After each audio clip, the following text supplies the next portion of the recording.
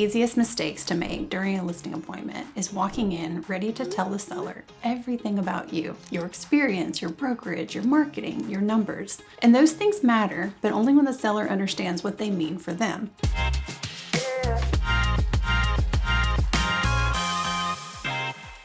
Welcome back to Real Talk. I'm Katie Lynn Boglia, and I'm here today with Tami Fox. Today we're talking about how to make a listing appointment feel less like a presentation and more like a real conversation. Because sellers do not just want to know what you do, they want to know whether you understand their goals, their concerns, and what's at stake for them. So let's talk about it. So guys, welcome back. Today we thought it would be helpful to go over mistakes we see made in listing appointments. Because if you're a new broker and you're watching this and you may be like, okay, what do I do? What do I say? Tami and I are going to talk through some of the things we've observed having mentored other agents throughout our career and the mistakes we tend to see and how to avoid them. So initial thoughts, agents' first listing appointments. What do you see is sort of the mindset heading into it that maybe needs an adjustment? The nerves, the anxiety.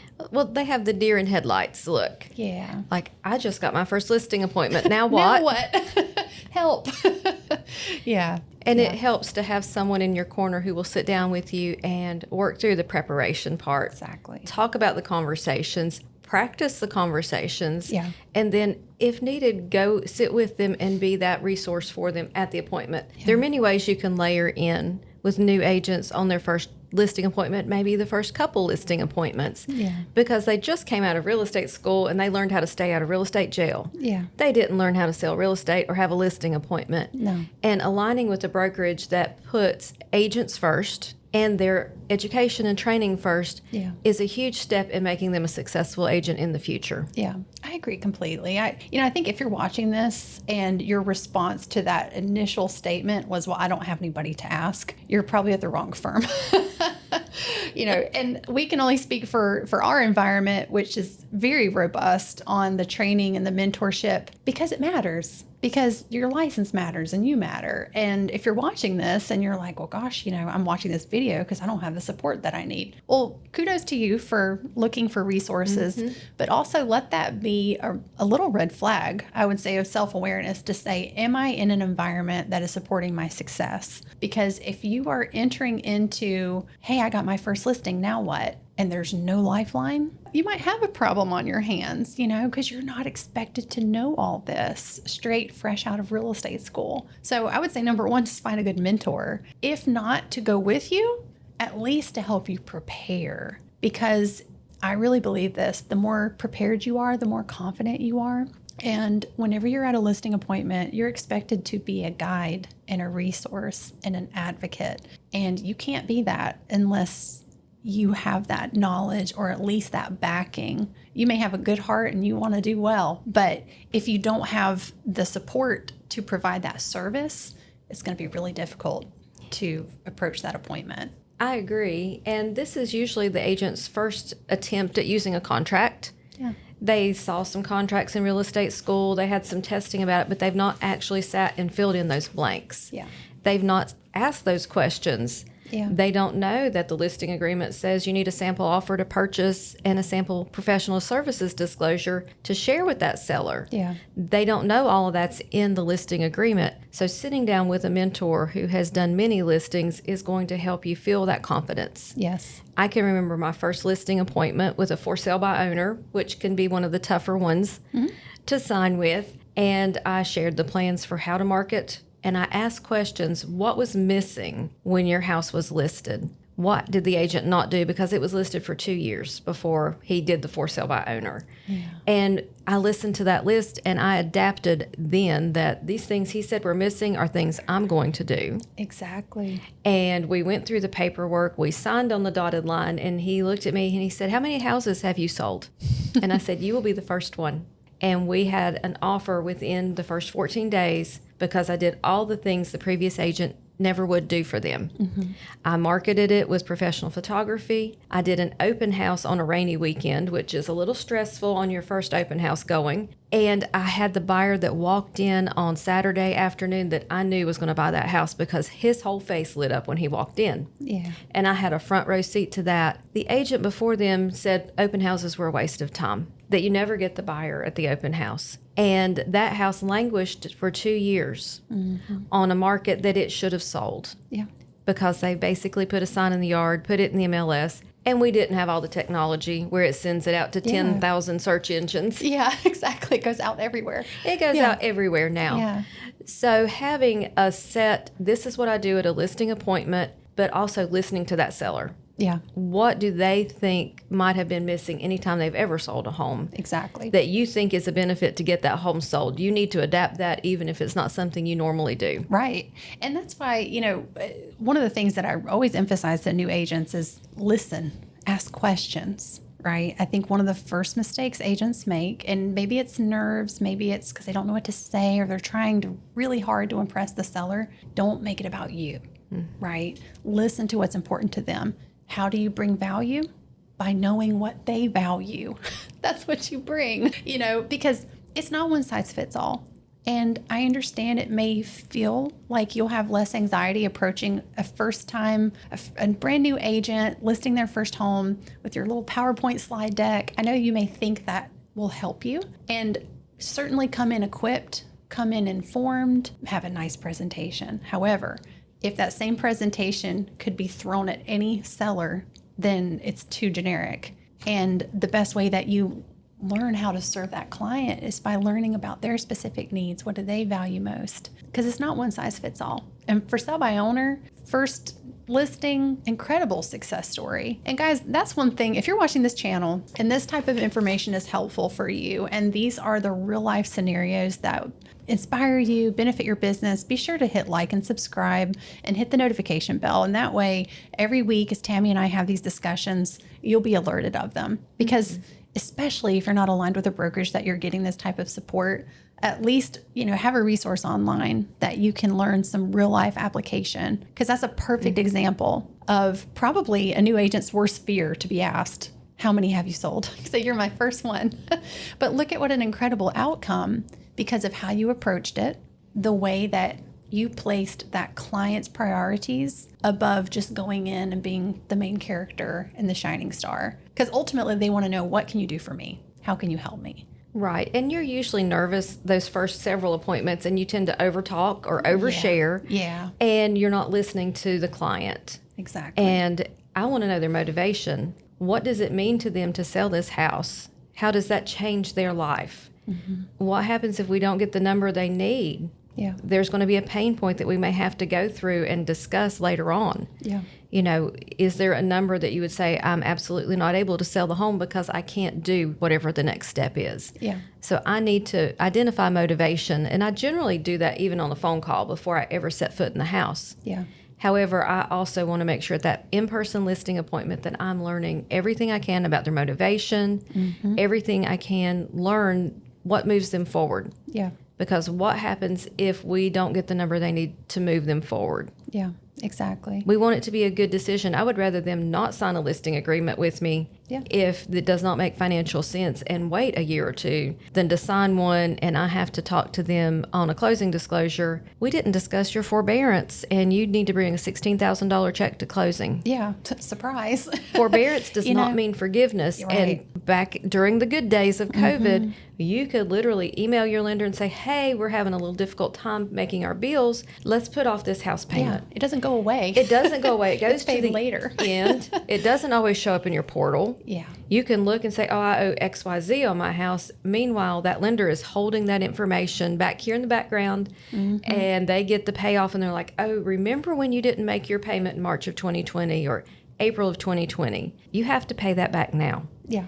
And I did encounter that where it was blindsided by me because the client really thought in his mind it meant forgiveness. Yeah. We talked through the listing agreement. We talked through the numbers. I asked the questions. And in his mind, he did not have forbearance. He had forgiveness. And that was one that we pulled together and closed, but it was not an easy ending. Yeah. And I know that he probably still has feelings to this day because the lender didn't really empower him with knowledge when they did it. Yeah. And I think that's a good point. When you show up at a listing appointment, do not go in as a sales pitch. Go in as a resource, as an advocate, ask questions, understand what their circumstances are, and absolutely be prepared. I think that helps kind of get rid of some of the jitters to be prepared with common objections, discussions about commission, how to calculate a seller net proceeds on the spot. Come in with as much knowledge as you possibly can, but be ready to pivot and adapt based off of those discussions. And if you're doing a listing appointment properly, you should do a lot more listening than talking, at least the first part, especially a expired listing, especially if for sale by owner. They'll tell you a lot, and you can very quickly start to understand what's important to them. What are their priorities? Some folks, it's not the top dollar. Sometimes it's speed. Sometimes it's convenience. Sometimes it's privacy. So to really understand their motivations, what are their priorities, and how can I make this process lend itself to, yes, getting the outcome they want, but in a method that respects those priorities. We've had clients that say, do not do an open house. I'm very private. I don't want people in my home. Private showings only, pre-qualification required before showings. Absolutely, I respect that. This is your property, and if that is what you task me with, that is what we will enforce. Certainly talking through the benefits of different marketing methods, but you go into it knowing that your job is to create a strategy and a game plan that aligns with their values and their priorities, and a method that's going to accomplish the goal, but in a way that works for them. And you can't know that unless you listen to what they have to say. So if you go in, and just in a nutshell, our first point, I think that we see often, it's agents that go in and it's the Katie show. It's, I just sold this much and I'm wonderful and my clients love me, and come on. That's a little, that's impressive. Great. I'm glad you've got the accolades and the experience, but this is not about you. This is about your client, and they're the main character. You're the guide. Right. Yeah. I take a notebook in and I'm writing down notes about the house. I'm writing down notes about our conversations. So when we do sit down and we're looking at paperwork and we're looking at numbers, I can look down at my notes and go, well, this was important to you that you move for this reason. Whether it's job relocation, family size has changed, physical abilities may have changed. There's a lot of reasons why people choose to sell a home. Yeah.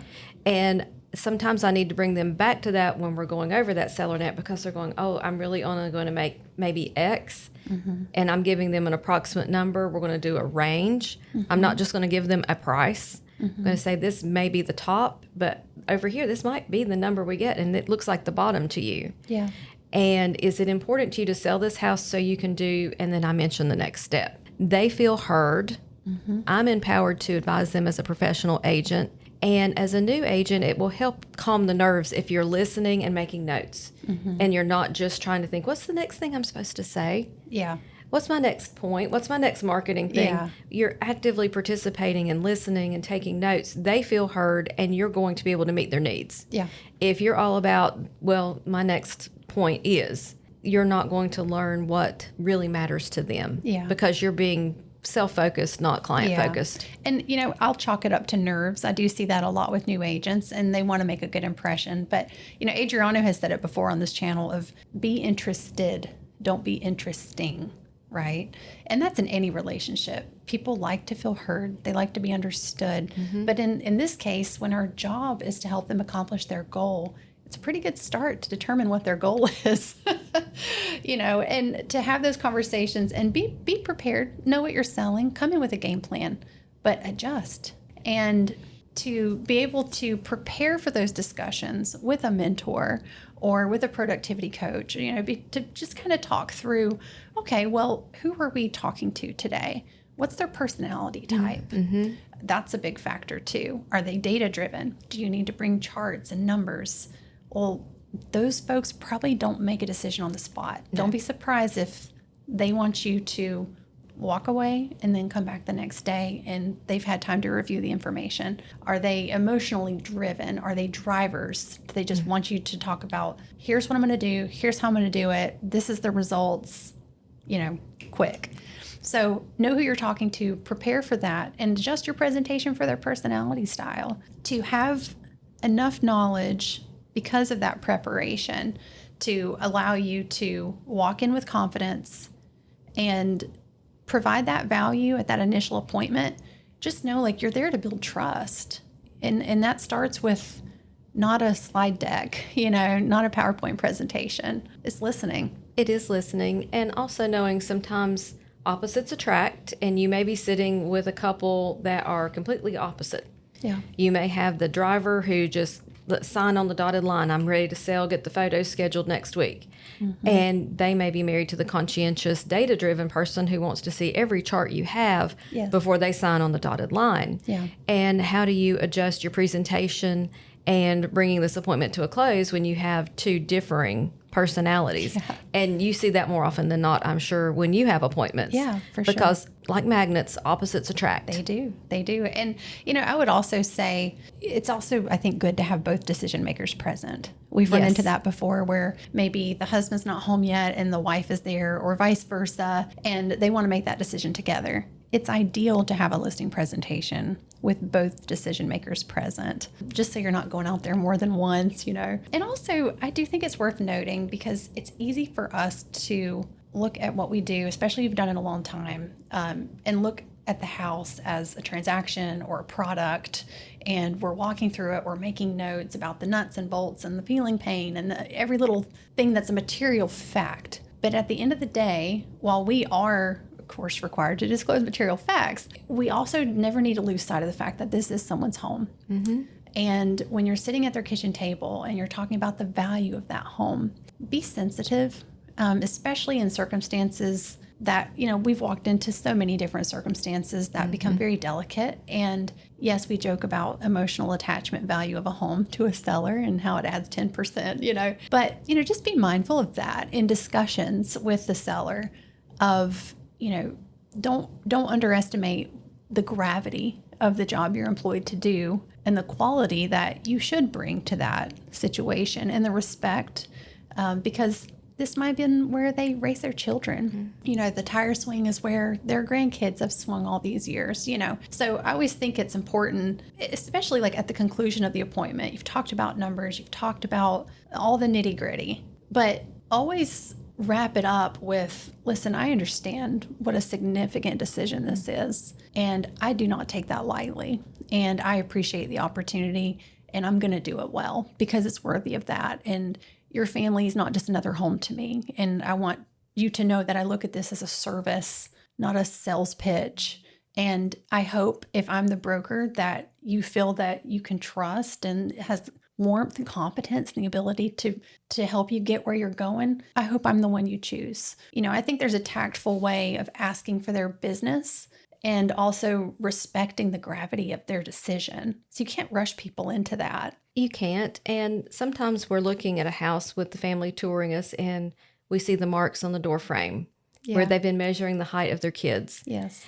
And I've asked, that door frame stays with the house. Do you think that's something that would be important to you to keep? Yeah. Maybe we should get a contractor in here and see what we can do to save this for you, because the next family's probably just going to paint over it. Yeah. And I don't want to replace that. be Keep it cold about that, but I've seen that more often than not in houses where families have outgrown the house. Yeah. And they need to make that next move to have more bedrooms or more space or more yard, whatever the need may be. And you see something that was deeply personal to them. Yeah. And how can you help them preserve that and also know that the next person buying the house probably wouldn't care? Yeah. They would change that. And I have seen that quite a number of times. Yeah. That's an important point. And it's heartwarming, because you see the little notches and the kids' heights, and those are memories, and it's a privilege. Don't ever forget, if you're watching this video and you're new into real estate, don't ever lose sight of the fact that you're a significant part of turning the page of someone's story. And yes, there's going to be sellers that are like, what, this has been a rental property, just sell it, get me the most money. I understand. But there are also going to be sellers that this is an emotional process for them. And, read the room. If you're at a listing appointment and you're feeling that, like, just take pause, be sensitive to it, and know that that's all part of that service to that client, is helping them navigate all of that. We always joke in real estate, sometimes we should also put under our business title therapist and movers and cleaners and all the things. But really, it is a very significant sell in a person's life, purchase, and we shouldn't take that lightly, And I think what you just said, take pause. Sometimes the nerves overtake us at a listing appointment, or we're so just driven to get through the listing presentation that we don't listen and we don't pause and let silence sit there. Sometimes We need that silence. Yeah. You don't want to sign a listing agreement and do all this work, and then they have an emotional change of heart, like, oh, I should not be selling this because of whatever emotional attachment. You want to know that they're in it to win it with you. Yeah. Once everybody's agreed and signed on that dotted line, sometimes you need to have silence to get to that. Yeah. I agree. I agree with that. And that, that's one of those things that does take experience and wisdom, because we've both sat at a lot of kitchen tables with a lot of sellers, and I've seen tears. I've seen people be fearful of, gosh, I don't know if this is the right decision. And guys, I can't underscore this enough. When you're interacting with a seller or a buyer, don't ever forget that you're a fiduciary. You're an advocate. I always lead with this with every client, and that is that you're never going to feel sold with me. I want you to feel informed and empowered, and my job is to help you make an informed decision. I'm not attached to the outcome here. If you don't sell this house, that's just fine by me too. But if you want to sell this house, I'm confident that I'm the one that can help you get there, and I want to serve your family. I'm not wanting to just be a sales pitch. I want to help you make an informed decision. And when you're at a listing appointment, part of your job is presenting all the information. They may not be ready to make a decision on the spot. It's a big decision. So when you come in and say, okay, well, here's the market data based off of what you owe on the property, this would be your net proceeds. Here's a range that we could enter the market into. Here's what your expectations should be on days on market. Here's what anticipated closing costs may look like. So now that I've left this appointment and I've given you all these missing pieces, it's going to help you make a wise decision. No pressure for me. If it's not the right time for you to sell, or if these proceeds are not going to net you what you need, that's okay too, So I think that disarms people to know that we're not attached to that outcome. I care far more about knowing that I walk away from that appointment having been a resource to you, helpful to you, maybe a listening ear, certainly a market resource and guide, but ultimately just to know that you're trying to help people. And not to be cheesy. I mean, I know in real estate, you really can't do this business long term if you don't have a heart for helping people. But I can't think of a more sensitive time than when somebody is selling a property that they've had for a long time. And that's a skill set that's why we're having this video, is a skill set that agents need. They do, and it's developed. And you learn from experience, and you may be learning from our experiences as we share some of these stories. Yeah. My goal when I sit down with them is for them to get the most money possible and make the move that makes the best sense for them. It is not about me, and it's not about my bottom line. It's about them and their next step, whatever that is. Yeah. And I want it to be a win-win. We've talked about that. I don't want to be in the middle of a transaction and they feel like they've been completely taken advantage of by the other side. Yeah. I want to give them the facts. I'm not a messenger. I'm their advocate. I'm their fiduciary. Yeah. And I want to use my experience and what I've learned in real estate to help them get the best price and the best bottom line. Yep. I agree.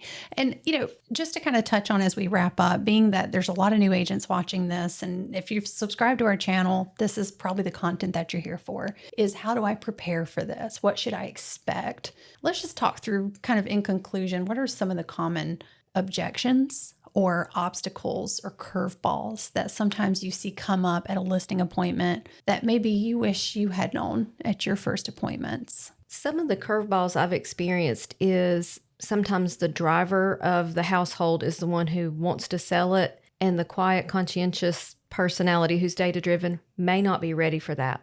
And sometimes I can read between the lines really quickly walking in the house, and sometimes I don't really catch it till we sat down at the table and we start looking at the nitty-gritty. And you can feel it change in the room. And being prepared for that, asking the questions, will help you navigate through that. It may not be a situation where they're going to be ready to list immediately and sign that paperwork. Yeah. The person who's resistant to that change may take a couple of months. Yeah. And at that point, I just follow up with them and just check in and say, hey, how are things going? Has anything changed that you're ready to move forward now? Yeah. So reading between those lines at the table or even before we sit down is important, because it takes two parties in North Carolina to sell. It sure does. And if you have one that's like being drug into this by the driver, you need to be sensitive to that person may not sign. What if they refuse to go to the closing table? because they feel that they were forced into this situation Yeah. at the very beginning. So my job can be very complex Yeah. sometimes at that listing appointment to make sure we're not navigating something that is going to be a big issue later on down. Yeah. Yeah, I agree. There's times where I leave a listing appointment and I almost feel like I'm walking away saying, okay, you guys talk. Because nobody wants to feel like they're getting ganged up against. And you may completely agree with the driver. You may say, you know what, he's right. It's a great time to sell. And I know that it's just going to take her a while to warm up. The way you approach that can backfire or it can benefit you. And I think the way that you approach it is very beneficial of saying, hey, I'm going to give you the information. I'm going to let you guys discuss and I'm going to follow up and I am ready when you are. But you got to be ready. You can't force yourself into that situation. No. So I do think that's a good point. I think be prepared that because it's an emotional decision, it can be emotionally charged. And sometimes both parties are not quite in the same place as far as being emotionally, mentally prepared to make that move and what it entails. So I think it just underscores the importance of coming in with calm and clarity and guidance. And in a emotionally sometimes charged situation, and this is buyers or sellers, our job is to remain calm, to present options, control the controllables, and let them know every scenario, what could play out with A or B or C. You know, you can't guarantee the outcome, but having discussions and setting expectations, I think it just calms everyone's nerves, being able to talk through that and to give reassurance in a non-pressure way. Because you never want to make somebody feel like, you know, they got to sign right on the spot. I always come prepared. I'm ready to do paperwork at every listing appointment. However, if I get even the slightest bit of a feeling that someone's not ready, no pressure. You know, I'm here to provide you information so you can make an informed decision. And they might need to sleep on it, you know. One thing that comes to mind, you know, thinking about objections, especially when you mentioned for sale by owner. This is what we refer to as commission sensitive sellers. A lot of times they'll ask you what your fee is.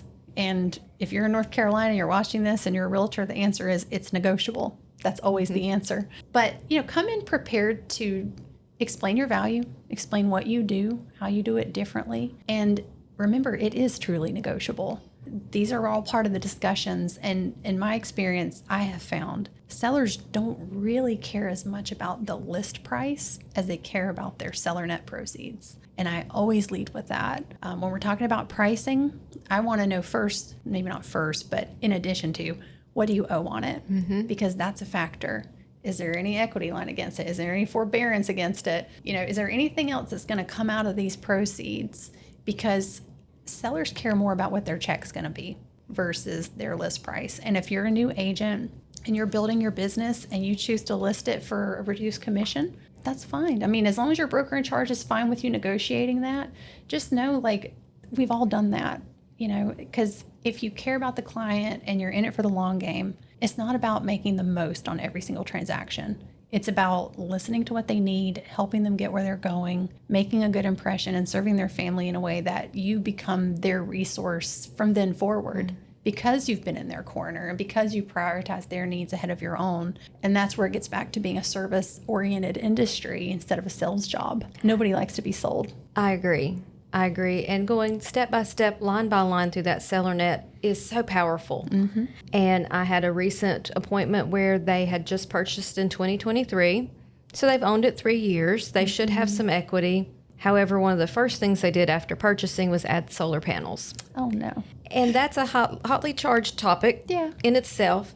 However, when we start talking about what do you owe on them and we start going through the other expenses of selling the property, it didn't make sense no matter what the commission amount was.